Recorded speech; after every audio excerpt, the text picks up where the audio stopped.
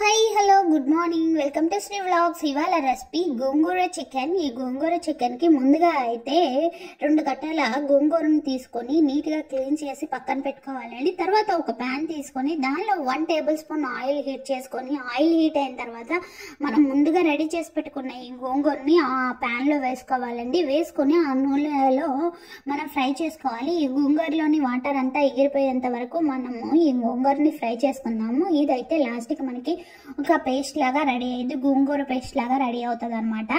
ఈ గోంగూరని మనం తిప్పుకుంటూ ఉండాలి, లేకపోతే ఇది అడుగంటుంది అనమాట. సో అందుకని చెప్పేసి ఇలా తిప్పుకుంటూ ఉండాలి.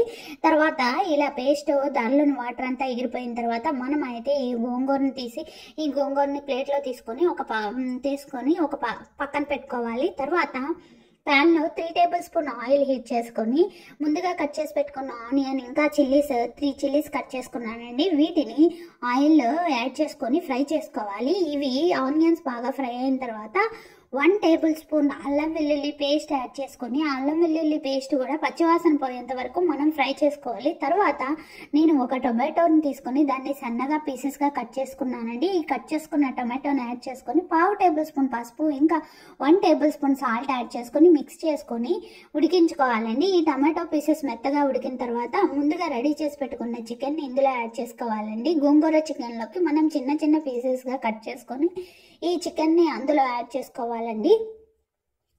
ఈ చికెన్ యాడ్ చేసుకున్న తర్వాత మనమైతే 1 table spoon rock salt add చేసుకొని మూత పెట్టేసుకోవాలి. రాక్ సాల్ట్ కదండి, సో అది కరగడానికి కొంచెంసేపు నేనైతే మూత పెట్టేశాను. ఇలా మూత పెట్టిన తర్వాత వాటర్ లాగా కరిగిపోయింది కదండి. తర్వాత మళ్ళీ తిప్పుకొని మూత పెట్టుకొని 60% ఉడికేంత వరకు ఉంచుకున్నాను. ఇలా 60% ఉడికిన తర్వాత మనమైతే దానిలో 2 టేబుల్ స్పూన్ కారం యాడ్ చేసుకొని పచ్చివాసన పోయేంత వరకు ఫ్రై చేసుకోవాలి. ఫ్రై చేసుకున్న తర్వాత మనం ముందుగా రెడీ చేసి పెట్టుకున్న ఈ గోంగూరని ఈ చికెన్లో యాడ్ చేసుకొని బాగా మిక్స్ చేసుకోవాలి.